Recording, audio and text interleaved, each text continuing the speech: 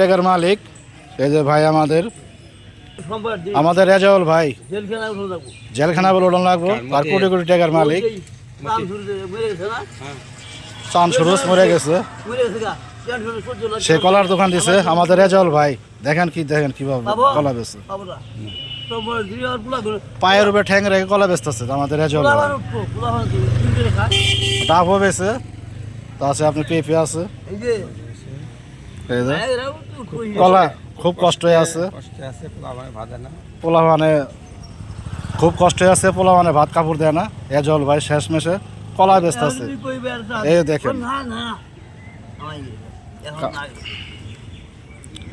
অবশ্যই আপনারা ভিডিওটা ভালো লাগলে একটা সাবস্ক্রাইব একটা লাইক করে দিবেন আমার রেজাউল ভাইকে একটু সাহায্য করবেন